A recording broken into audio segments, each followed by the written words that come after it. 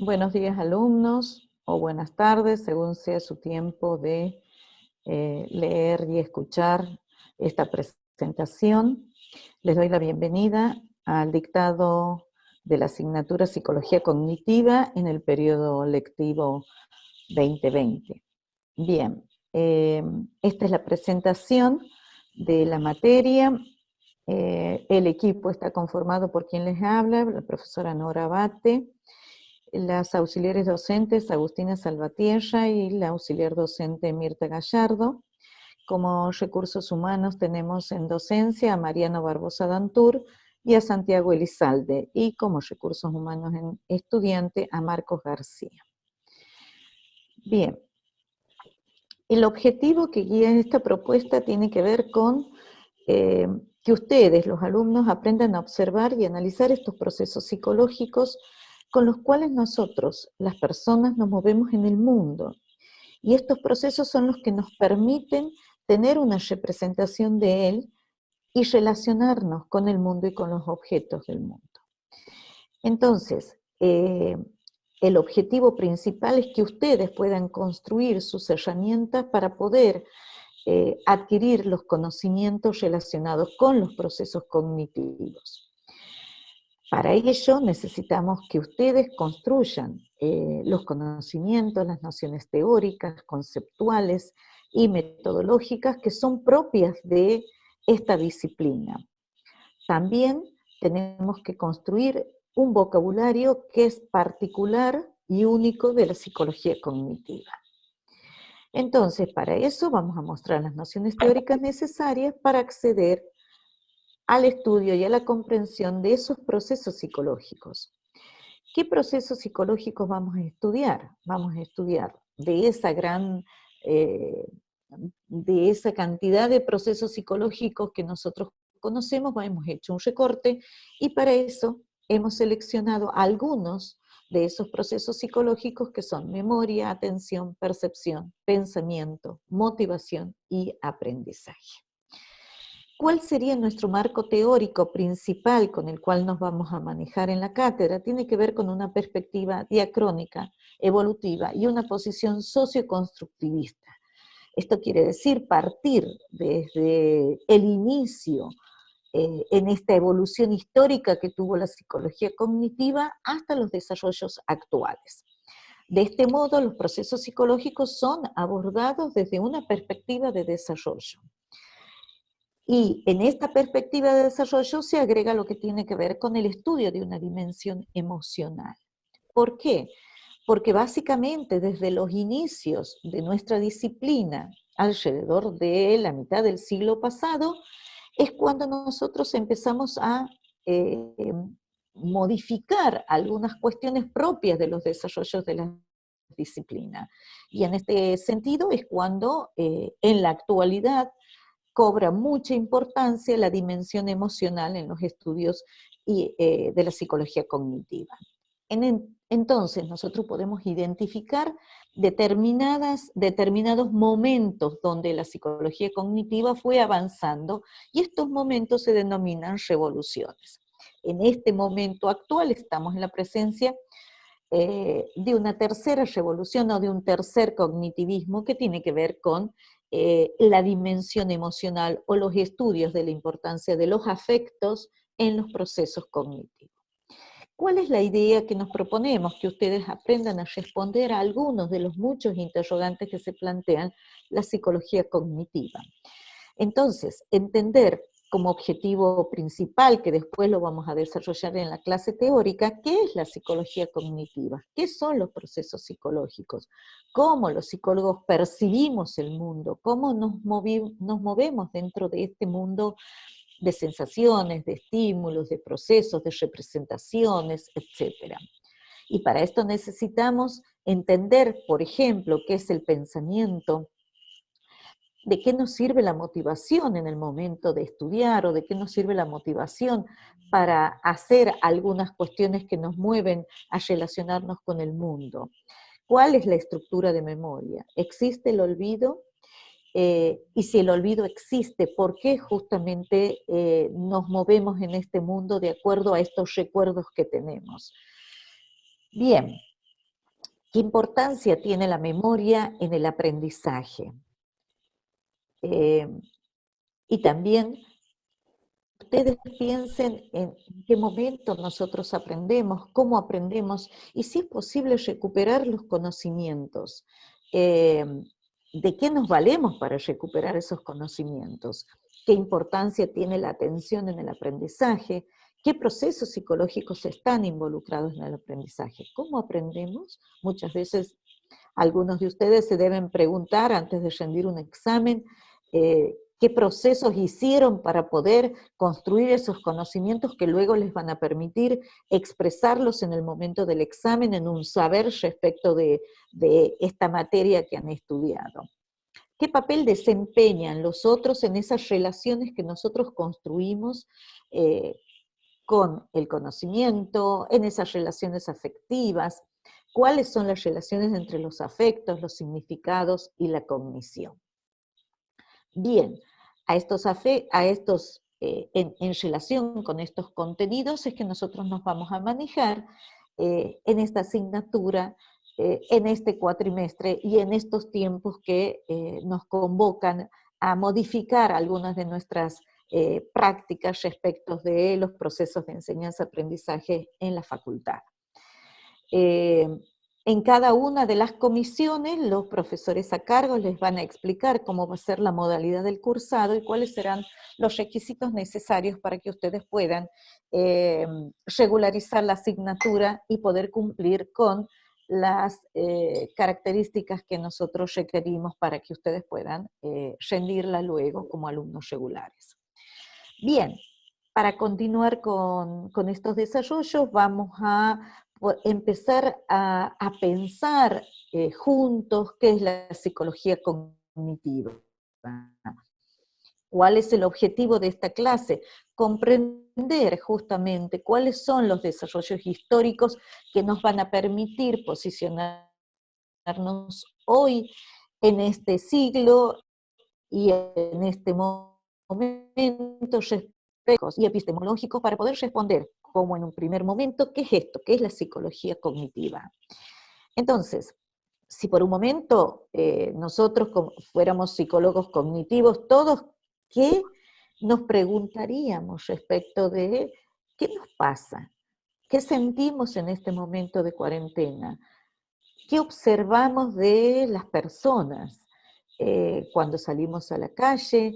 ¿Cuáles son las características de nuestros lugares donde frecuentamos? ¿Qué cosas están pasando? ¿Cómo percibimos las relaciones con el otro? ¿Qué atendemos? ¿A qué fenómenos atendemos? ¿Qué recordamos de otros momentos? Bien, todas estas preguntas se hace un psicólogo cognitivo hoy y muchas otras más. Para esto tenemos que partir de un interrogante inicial que va a ser responder a qué es la psicología cognitiva. Entonces, en términos generales, podemos decir que la psicología cognitiva es el análisis científico de los procesos mentales y que explica la conducta referida a entidades mentales en tanto estados, procesos y disposiciones de naturaleza mental. Para esto va a reclamar un nivel de discurso propio, proveniente de las ciencias de la computación. ¿Esto qué quiere decir? Que nosotros vamos a poder analizar los procesos mentales, pero con una metáfora, que es la metáfora de la metáfora mente-computación. Bien, ¿cuáles son los objetivos? El objetivo es comprender la naturaleza y el funcionamiento de la mente humana. Cómo entendemos la conducta y que esta conducta tiene que ver con eventos internos que la condicionan y la determinan. Entonces, para poder comprender todo esto nos tenemos que referir a los procesos mentales, a los procesos de memoria, de percepción, de atención, de pensamiento, de motivación y de aprendizaje, entre muchos otros procesos, ¿sí? Necesariamente tuvimos que hacer un recorte debido a los tiempos que tenemos que cursar y por lo tanto ese recorte es absolutamente necesario dado que la materia es cuatrimestral. Entonces, en este sentido nosotros vamos cómo estudia la psicología cognitiva a partir de describir las estructuras, los procesos y las representaciones, y cómo las personas perciben, aprenden, recuerdan y piensan el conocimiento. ¿Sí? Entonces, ¿qué es la cognición? La cognición es una forma de conocimiento, es una forma de conocer el mundo. Eso es la cognición. Y para esto vamos a describir el paradigma dominante, que no es el único, pero es el representante de los estudios de la psicología cognitiva, que es el paradigma del procesamiento de la información. Entonces, planteadas estas cuestiones, vamos a intentar responder algunas de las áreas que estudia la psicología cognitiva. Y aquí tenemos resolución de problemas y de creatividad, tomas de decisiones y razonamiento, el desarrollo cognitivo que nos obliga a pensar cómo cambian nuestros conocimientos y a partir de qué estructuras se van modificando a lo largo de nuestra vida, ¿no? La atención, que es un proceso central que tenemos que aprender a comprender cómo atendemos, qué atendemos y cómo esta atención está relacionada con los otros procesos cognitivos, ¿sí? Necesariamente para poder responder a los desarrollos de la psicología cognitiva nos tenemos que referir al paradigma dominante anterior, que fue el conductismo. Siempre que nosotros nos referimos a una disciplina, tenemos que rastrear el origen de esta disciplina, y no necesariamente el origen de la disciplina tiene que ver con los desarrollos del conductismo.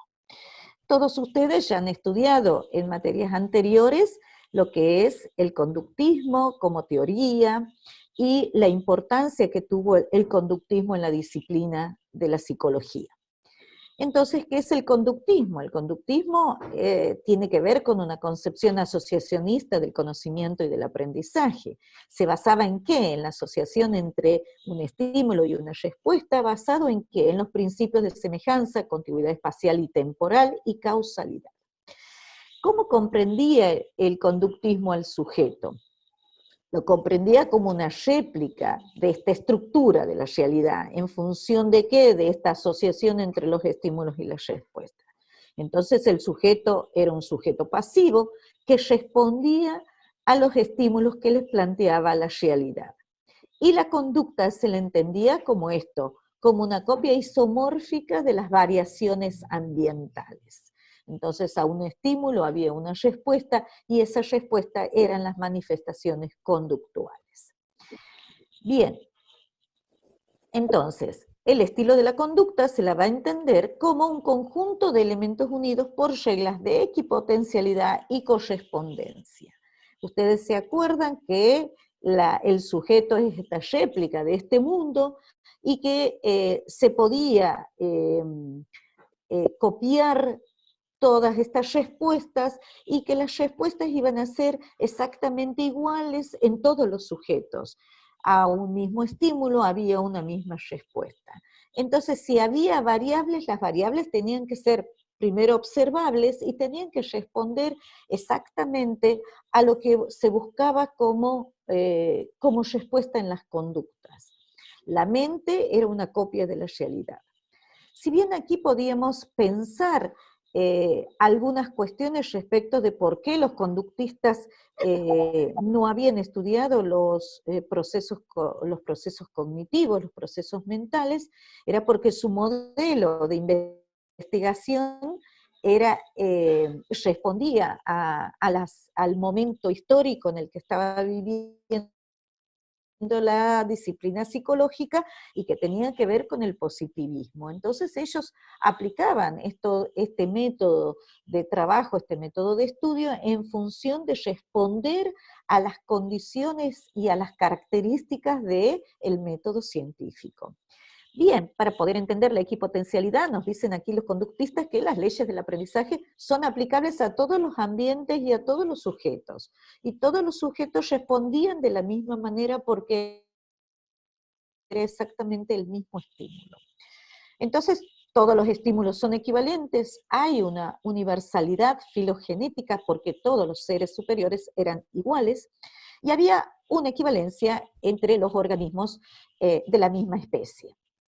Bien, en el ambiente en el que se estaba moviendo el conductismo en el siglo pasado, nos ubiquemos 1950, alrededor de esos años, el conductismo recibía múltiples críticas y que tenían que ver con algunas de estas cuestiones, que eran conexionistas, es decir, que establecían solamente las respuestas en relación con el estímulo y las respuestas de los organismos, son sensorialistas porque las respuestas tenían que ver con entidades físicas externas, es decir, con los estímulos, lo interno, lo que pasaba dentro del sujeto, los conductistas no los respondían, sí comprendían que había variables que influían, pero vuelvo a decirles, el método que ellos empleaban no les permitían contemplar estos estímulos internos, ¿sí? Por eso los procesos cognitivos fueron de lado, debido a esto que les explicaba hace un momento, que tenía que ver con la concepción epistemológica de ciencia. Entonces, dentro de este panorama que hemos presentado, vamos a ver qué es lo que estaba pasando en el mundo, tanto europeo, anglosajón, que había movimientos de psicólogos que no compartían totalmente estos presupuestos de que se manejaba la teoría conductista y los conductistas. Entonces, en el ambiente científico se comenzaban, y también aquí surge el neoconductismo, comenzaban a cuestionar algunos presupuestos internos de la teoría conductista. Entonces, se abandonan estos presupuestos conductistas de reduccionismo, conexionismo y sensorialismo y se aceptan que se acepta la existencia fundamentalmente de procesos mentales. A partir de este presupuesto fundacional surgen en el ambiente científico otros estudios que nos hacen pensar, por ejemplo, la teoría de la comunicación, que intentaban responder en esta búsqueda de una forma de estudiar los procesos mentales. Entonces, surge la teoría de la comunicación con Shannon, que postula que hay una teoría matemática para explicar el flujo de la información. Con esto diseña un dispositivo, que es el dispositivo o el canal de información, donde hay una información que es una entrada de información que es un input, y esto genera una salida de información, pero el sistema nervioso no podía sostenerse en esta teoría, dado que el sistema nervioso no es un canal estructurado, sino que responde también a otras cuestiones donde no solamente era la entrada y la salida de la información. Entonces aquí se puede considerar ya como un indicio, un antecedente, esto de comprender al sistema nervioso como un canal biológico que transmite y procesa información. La codifica, la almacena, la transforma y la recombina. Pero esta teoría de la comunicación no respondía a estos movimientos que tiene el sistema nervioso. Por lo tanto, van surgiendo otros posicionamientos teóricos, se podría decir, como centralmente, como son las ciencias de la comunicación. Witter crea la noción de retroalimentación como un proceso de autorregulación y control. Los ordenadores digitales van a proporcionar una analogía mucho más firme y poderosa que lo que fue la teoría de la comunicación. Otro movimiento que se va produciendo en el ambiente científico tiene que ver con la psicolingüística. Se destaca los aportes de Chomsky para poder comprender el lenguaje. Entonces, el lenguaje no es una respuesta a un estímulo, dice Chomsky, sino que es una gramática transformacional con reglas generativas y de transformación, y no de simple asociación, como postulaban los conductistas. Entonces él dice que hay un dispositivo de competencia donde hay intenciones, estados mentales, mentales y variables psicológicas. La teoría de Chomsky fue inaugural y representó un gran desafío para los desarrollos del lenguaje, ¿sí? Que posteriormente, por supuesto, fueron considerados como un hito, pero hay avances que en este momento la psicología cognitiva investiga muy internamente y con mucho énfasis el lenguaje. Bien, surgen también problemas prácticos dentro de este ambiente del desarrollo de la psicología cognitiva, y Bradman propone estudiar y crear el primer modelo de atención humana, que luego cuando nosotros estudiemos la atención, obviamente vamos a tocar los estudios de Bradman. El diseño de dispositivos mecánicos electrónicos demanda una psicología que explique los procesos psíquicos. Bien, la psicología cognitiva en sus desarrollos va a partir de determinados presupuestos, ¿sí? Y aquí vamos a tener en cuenta 4 presupuestos. Un presupuesto mentalista, donde va a caracterizar la actividad humana, que solo puede ser explicada en función de constructos internos. Esto quiere decir a procesos internos que son estados mentales o disposiciones. Y para esto va a requerir un nivel de discurso propio que ya vamos a comenzar a desarrollar este nivel de discurso propio, que tiene que ver con la analogía mente-ordenador, ¿sí? Entonces, un nivel funcionalista, donde va a decir que la mente no es una sustancia distinta al cerebro, sino que es el resultado propio de esta organización que adquiere el cerebro, producto, por supuesto, de una construcción, de una relación con el medio, de la interacción que establece el sujeto con este entorno donde se desempeña, ¿sí? Y que, como decía, va a adquirir propiedades distintas en función de esas interacciones que establece el sujeto con el medio. Otro presupuesto tiene que ver con el presupuesto computacional. ¿Por qué? Porque estos estados mentales se van a definir y se van a describir en función a procesos computacionales. Después vamos a ver, a lo largo del desarrollo de la materia, que esta metáfora computacional también tiene que ver con que se van desarrollando otras metáforas, la metáfora narrativa o la metáfora del cerebro, que también se van a ir construyendo para poder responder a estos interrogantes que la metáfora computacional no los puede responder. Bien, por último, un presupuesto restrictivo que dice que la mente es un procesador de capacidad limitada. Ustedes van a escuchar mucho que se saturan de información, que el chip de la memoria se satura, que tiene una capacidad limitada, y esta capacidad es limitada tanto a nivel estructural como a nivel de recursos. Esto es fácil de que ustedes lo piensen y se interroguen a sí mismos cuando están muy cansados, cuando han atendido o han trabajado mucho con la computadora. Van a decir, qué cansados que estoy fundido, tengo la cabeza fundida. Es esto, ¿no? Es cuando uno piensa que este sistema tiene una capacidad limitada.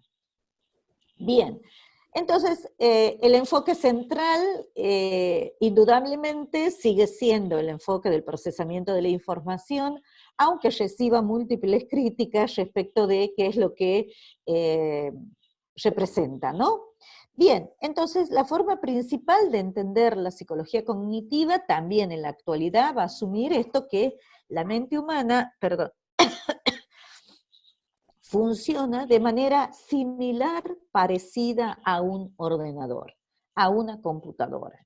Entonces aquí tenemos algunos de los elementos que ustedes ya conocen porque ustedes se manejan mucho con la computadora, que tiene que ver con un input de información. Al sistema llega un input de información, el sistema lo codifica, lo procesa, lo almacena, luego lo decodifica, y ustedes pueden tener un conocimiento, que es lo que se construye y se describe a partir de estos procesos. Entonces, La analogía es funcional, no es física. La analogía permite que la psicología cognitiva tenga un sustento teórico que le permita investigar y comprender estos procesos cognitivos. Entonces, la analogía es descrita y es definida como un sistema de procesamiento general que va a codificar, retener y operar con símbolos y representaciones, tal como hace la computadora, que tiene, donde se describen dos sistemas, un hardware y un software.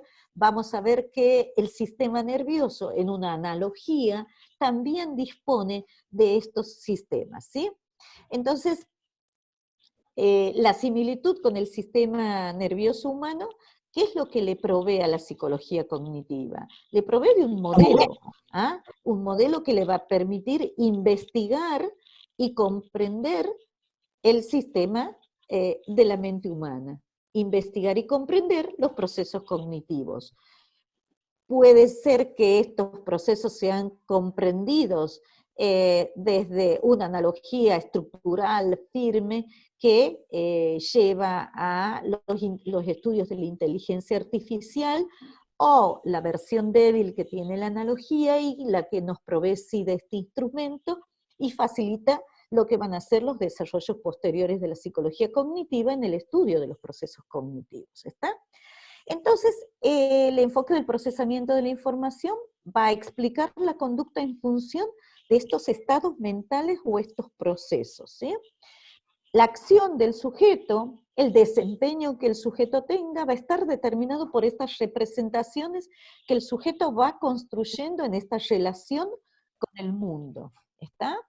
En esa relación con el mundo, en esa interacción que el sujeto establece con el mundo, con los otros, con estos sujetos que se relaciona, va a construir representaciones mentales. ¿Por qué? Porque el sujeto es un procesador de información simbólica. Y para esto hay un test muy interesante, que es el que nos provee de esta similitud, y es el test de Turing, que nos va a decir que a dos sistemas son similares, y estos sistemas son los que intercambian información.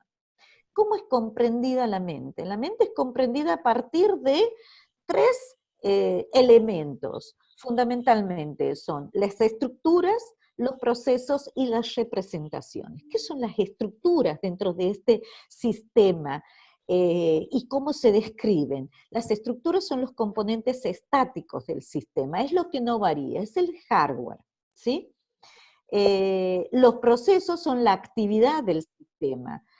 Ustedes saben que cuando ustedes incorporan una información dentro de la computadora tiene procesos que ustedes los tienen que activar, que son los procesos de codificación, de almacenamiento, de recuperación de la información. A este sistema también se van a describir estructuras, que son las representaciones, que es la estructura simbólica de la información. Esa estructura simbólica, ¿cómo se representa en la computadora? Con las letras, con los símbolos que tiene la computadora. Bien, entonces, estas son las partes de las cuales se puede describir la mente. ¿Qué es lo que, así como el conductismo refería sus estudios principales a la conducta, la psicología cognitiva va a referir como principal objeto de estudio a esta estructura central del sistema de procesamiento que va a ser la memoria, y en relación con eso va a producir teorías de memoria. ¿Qué considera? Considera también que hay procesos cognitivos causales, como los procesos de atención, procesos de memoria, y que hay interacción entre los resultados de esa relación que el sujeto establece con el mundo, y va a considerar variables tanto del sujeto, de la tarea, como de la situación ambiental. En este sentido, y a diferencia de la teoría conductista, el sujeto es un sujeto procesador, activo, y en relación permanente con el mundo. ¿Cómo estudian estos procesos? Y aquí se tiene en cuenta algo que es central, que es la descomposición recursiva. ¿Por qué? Porque los hechos se van a describir en partes más simples, ¿sí? Y en este sentido, tanto los procesos, decimos, de top down y de arriba para abajo, que tiene que ver con los procesos cognitivos superiores y cómo responden esos procesos en función de los estímulos externos, ¿sí? Bien, para esto, ¿cuáles son los métodos que se propone la psicología cognitiva para poder analizar los procesos cognitivos? Necesitamos de esta analogía que nos va a proveer el sustento fundamental para poder estudiarlos, eh, y a esos efectos ellos van a decir, la introspección no es confiable. ¿Por qué? Porque se encuentra mediada por la conciencia, y ahí también hay un movimiento, y no es literal, como proponían los conductistas, comprender a la mente, sino hay otras influencias y que tienen que ver con el sistema de creencias de las personas, las expectativas, los prototipos, que son los que vamos construyendo a lo largo de nuestra vida, y son los que nos hacen ser sujetos individuales y únicos, ¿no? Entonces, para poder responder a todos estos interrogantes, la psicología cognitiva, ¿qué propone? Propone los estudios experimentales del comportamiento humano, ¿no? Son estudios muy controlados en laboratorio, y ustedes van a ver que en el mundo de la psicología empiezan a surgir los test de memoria, los test de atención, las escalas, que surgen de estos estudios en laboratorio, ¿sí? Entonces, en estos laboratorios, perdón, es donde se manipulan variables y se dan cuenta de estas características propias de cada uno de los sujetos. Se estudian tanto con grupos experimentales y de control para poder ver e inferir la causalidad de cada uno de estos elementos. Se realizan estudios cronométricos y van a surgir todos estos estudios, van a surgir los test que son luego aplicados en las escuelas, ¿no? También es importante destacar el uso instrumental de la computadora para la simulación, tanto de los procesos cognitivos como de los estudios de la inteligencia artificial. Así es que esta versión fuerte de la analogía, ustedes van a ver que se llevan a los estudios de inteligencia artificial en la NASA y todas las investigaciones que se hacen a nivel de laboratorio. Entonces, estos estudios experimentales, ¿qué aportan? Interpretan datos, aportan estudios centrales hacia indagar cuáles son las respuestas de los sujetos en determinadas condiciones.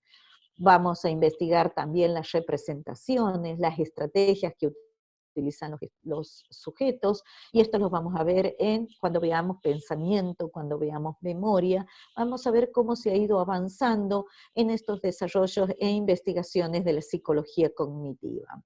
La construcción de modelos computacionales les reclama un estatuto de validez ecológica. ¿Esto qué quiere decir? Que estos estudios de laboratorio tienen que ser llevados a los contextos donde los sujetos se desempeñan. ¿Cuáles son los instrumentos de la psicología cognitiva? Los instrumentos tienen que ver con el análisis de los procesos cognitivos, que era el objetivo central para poder desarrollar fundamentalmente las teorías de memoria, ¿sí? Y para esto se van a utilizar para representar lo que ocurre en la mente cuando la mente ejecuta una tarea determinada. Queremos indagar qué procesos subyacen a este resultado que tenemos, ¿sí? Vamos a observar cómo se resuelve el problema, vamos a interrogar, analizar el proceso en pequeñas partes. Por eso se descompone este resultado en partes que luego van a tener un resultado interrelacionando cada una de estas partes. hay una manipulación de datos, de toma de decisiones. ¿Cuáles son las áreas de desarrollo actualmente de la psicología cognitiva? Tiene que ver con los estudios de memoria, la memoria y la edad, y para esto la neuropsicología nos va a aportar y se va a nutrir de la psicología cognitiva, ¿no? Tenemos muchos desarrollos de la neuropsicología que van a estudiar la memoria y la edad, todos los estudios de Alzheimer, cómo las personas recuerdan, cómo funciona su memoria a corto plazo, su memoria a largo plazo, cómo se va deteriorando estos procesos en relación con las enfermedades degenerativas. Está la memoria autobiográfica, la memoria constructiva, cómo la emoción influye en las reacciones de las personas. Somos sujetos emocionales, somos sujetos del afecto. Y aquí tenemos la neurología y la conducta, la memoria episódica, la conciencia. Es una preocupación central de los psicólogos cognitivos estudiar la conciencia, ¿sí? Y aquí surgen estudios de falsas memorias, investigaciones que se hicieron en estos recuerdos de las personas, de los testigos, los estudios de Lockwood, para ver cuáles son los recuerdos de los testigos en los juicios respecto de los rostros, pensamiento lógico, resolución de problemas. Los avances actuales de la psicología cognitiva son innumerables respecto de todos los planteos y problemas que van surgiendo del estudio de los procesos cognitivos, ¿no? Comprensión, modelos mentales, adquisición del lenguaje, formación de conceptos, mente y lenguaje, y todos los desórdenes que estamos viendo respecto de los trastornos, tanto de los niños como de los adultos, y cómo la psicología cognitiva va dando lugar a otros estudios como son las terapias cognitivas, y dando respuestas a tanto hacia los estudios en el aula, a cómo aprenden los sujetos, y también trabajando con estrategias tanto para enseñar como para aprender. Bien, es tan vasto el campo de trabajo actualmente de la psicología cognitiva que el análisis de estas estructuras cognitivas se refieren al conocimiento verbal, a la función y el fundamento que tienen las personas en esta relación que tienen con el mundo.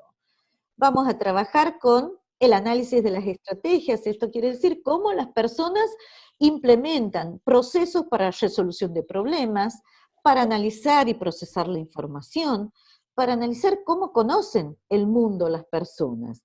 ¿Qué estrategias utilizo yo en un determinado problema? Estrategias heurísticas de resolución de problemas, estrategias algorítmicas. Bien, como ustedes ven, tanto el panorama de la psicología cognitiva basada en este proceso de memoria en un principio ha ido avanzando hasta los estudios actuales, donde la emoción y los afectos tienen un papel central. Entonces a esto le denominamos nosotros la revolución cognitiva, la tercera revolución, la revolución cálida, ¿sí? Bien, esto es todo. Les propongo iniciarse en este camino tan fascinante que es el de los estudios de la psicología cognitiva, acompañarnos en el desarrollo de la asignatura. Les deseo un muy buen año académico y hasta la próxima clase. Muchas gracias.